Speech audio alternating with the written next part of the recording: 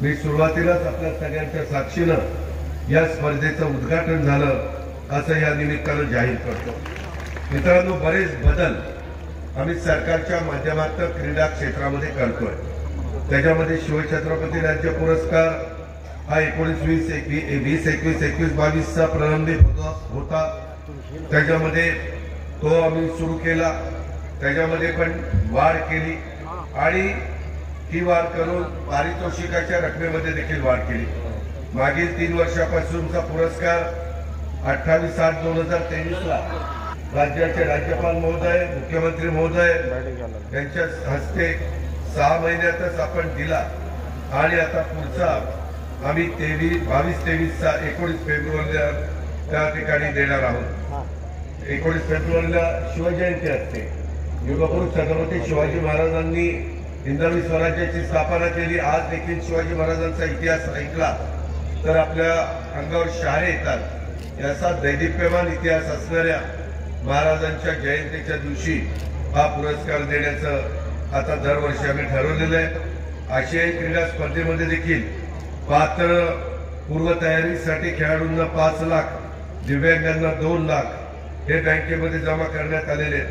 विजेता खेळाडूंना पारितोषिक रकमेमध्ये देखील आम्ही 10 पट वाढ, वैयक्तिक सुवर्ण पदक 10 लाखापासून आम्ही आशियाई क्रीडामध्ये जर आपल्या महाराष्ट्रातल्या मुलांनी मुलींनी यश मिळवलं आणि त्यांनी पदक मिळवलं तर ते पारितोषिक 10 लाखापासून सुवर्ण पदक 1 कोटी रुपये आता त्याची रक्कम केलेली।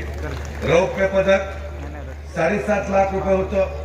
खेळाडूंना आता ते 75 लाखापर्यंत रौप्य पदकाला आम्ही पारितोषिक देणार आहे।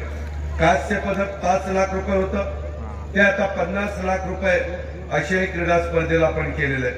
आणि सांघिक जर सुवर्ण पदक तुम्ही मिळवलं तर त्याच्यामध्ये 75 लाख, 50 लाख, 25 लाख आणि तसंच मार्गदर्शकांना खेळाडूंच्या पारितोषिकाच्या 10% रक्कम अशा प्रकारची ही पारितोषिकं आपण जाहीर केलेली आहे।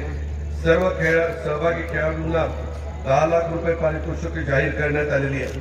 आमचं मिशन लक्षवेध आहे, कारण एवढा मोठा आपला भारत देश, एवढी मोठी आपली लोकसंख्या, परंतु त्या प्रमाणामध्ये ऑलिम्पिकला किंवा वेगवेगळ्या महत्वाच्या ज्या स्पर्धा जागतिक पातळीवर होतात तिथं आपल्याला चांगल्या प्रकारे यश मिळत नाही। आणि ते यश मिळण्याच्या करता आपण आता वेगवेगळे खेळाचे जिल्हा केंद्र मानून निवडक खेळाडूंना अतिशय खेळातील अद्ययावत असं प्रशिक्षणाची योजना महाराष्ट्रातील 36 जिल्ह्यात 138 केंद्र आणि 8 विभागीय मुख्यालय, त्याच्या ठिकाणी 37 प्रशिक्षण केंद्र आणि 12 प्रकारचे त्याच्यामध्ये वेगवेगळे खेळ हे आपण करतोय। छत्रपती संभाजीनगर येथे स्वतंत्र क्रीडा विद्यापीठ आपण उभा करण्याचा निर्णय घेतलाय। नमो क्रीडा संकुल योजना पंतप्रधान नरेंद्र मोदी साहेबांच्या 73व्या वाढदिवसाच्या निमित्त साधून राज्यामध्ये राबवण्यात येते। त्याच्यामध्ये देखील 11 कलमी कार्यक्रमांतर्गत राज्याच्या 73 ठिकाणी क्रीडांगण आणि क्रीडा सुविधा विकसित करण्याचा निर्णय आम्ही घेतलेला आहे। त्याच्यात पण भरीव अशा प्रकारची वाढ आपण केलेली आहे। क्रीडा विभागातील पदभरती ही पण 109 पदांच्या करता आपण मधल्या काळामध्ये ती प्रक्रिया सुरू केली आणि इथून पुढच्या काळामध्ये देखील ज्या भरती होतील त्याच्यात पारदर्शकता आणण्याच्या करता खरोखरीच या मातीच्या आमच्या क्रीडांगणावर मातीचा खेळ किंवा कुठलाही मैदानी खेळ ह्याच्यामध्ये माझ्या मुला मुलींनी मिळवलेलं जे पारितोषिक आहे त्याच्यात आपण घेतलेलं आहे। आपण आता पुण्यामध्ये ऑलिम्पिक भवन हे त्या ठिकाणी बांधतोय, त्याचाही उपयोग वेगवेगळ्या खेळांच्या त्या संघटनांना होणार आहे। आंतरराष्ट्रीय क्रीडा विद्यापीठ आपण पुण्यामध्ये सुरू करतोय, त्याच्यामध्ये पॅरिस ऑलिम्पिक 2024 करता आपण कोटा प्राप्त केलेल्या महाराष्ट्रातील खेळाडूंना सरावाकरता मोठे आर्थिक सहाय्य करतोय।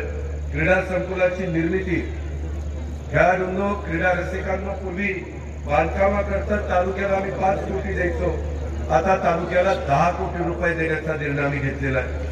जिल्हा क्रीडा संकुलाकरता 25 कोटी द्यायचो, आता जिल्ह्याच्या करता 50 कोटी क्रीडा संकुलाकरता आम्ही देण्याचा निर्णय घेतलाय आणि विभागीय क्रीडा संकुल 50 कोटीवरून 75 कोटी रुपयापर्यंत वाढ केली अशा प्रकारचा महायुतीच्या सरकारने एकनाथराव शिंदे, देवेंद्र फडणवीस आम्ही सगळ्यांनी हा निर्णय घेतलेला आहे। व्यायाम शाळा विकास योजना आहे, Khelo India para games Delhi त्याच्यामध्ये आपण मदत केलेली आहे, स्पोर्ट्स सायन्स सेंटर तिथे आपण मदत करतोय, युवा महोत्सव तो आपण त्या ठिकाणी राबवतोय, आयोजित करतोय, राज्य क्रीडा दिन हा आपण ऑलिम्पिक वीर पहिलं देशामध्ये ऑलिम्पिकचं पदक ज्यांनी मिळवलं ते कैलासवासी खाशाबा जाधव यांचा जन्मदिन 15 जानेवारी हा राज्य क्रीडा दिन म्हणून आपण आता इथून पुढे साजरा करणार आहोत। गोवा राष्ट्रीय क्रीडा स्पर्धेमध्ये देखील आपल्या मुला मुलींनी खूप चांगलं यश मिळवलं, त्याबद्दल देखील मी त्यांचं मनापासून अभिनंदन करतो। इथंही चांगल्या प्रकारच्या स्पर्धा आज पार पडतायत। माझ्या सांगलीकर क्रीडा रसिक नेहमीच प्रतिसाद देतात, त्यालाही उत्तम प्रकारचा प्रतिसाद देतील। खेळाडूंनो, तुम्ही चांगल्या प्रकारचं यश मिळवा, तुम्ही चांगलं यश मिळावं म्हणून तुम्हालाही शुभेच्छा देतो। खेळात यश अपयश असतं, अपयशाने खचून जायचं नसतं आणि जर जिंकलो तर ते सातत्य टिकवण्याच्या करता कष्ट घ्यायचे असतात। ते कष्ट घेण्याच्या करता तुम्ही कुठं कमी पडणार नाही हा विश्वास व्यक्त करतो। इथं जिल्हाधिकारी आणि आयुक्त यांना मी स्पष्ट सूचना करतो, हा खेळ राज्य सरकार त्याच्यामध्ये महत्वाची भूमिका बजावतो। त्याच्यामुळे खेळाडूंना त्यांच्या राहण्याच्या ठिकाणी जाण्याकरता बसेस कमी पडत असेल तर बसेसची संख्या वाढवा।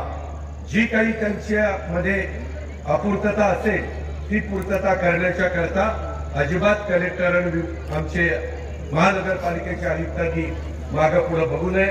आमच्या इथल्या शिवप्रेमी कला क्रीडा सांस्कृतिक मंडळ हे पण याच्यात महत्वाची जबाबदारी पार पाडत आहे। आताच गजानन त्याच्यामध्ये आम्ही मखदूम यांचं एक चांगल्या पद्धतीने त्यांच्या भागामध्ये आपल्या महानगरपालिकेने केलं, पण चांगलं क्रीडांगण खो खो करता कबड्डी करता केलं, त्याबद्दल महानगरपालिकेचं गजाननचं आणि त्यांच्या सगळ्या टीमचं कौतुक करतो, अभिनंदन करतो। त्या आपल्या असणाऱ्या क्रीडांगणाचं उद्घाटन झालं असं जाहीर करतो, आपली रजा देतो। जय हिंद, जय महाराष्ट्र। लोकशाही मराठी ऐका, पहा, जागरूक रहा।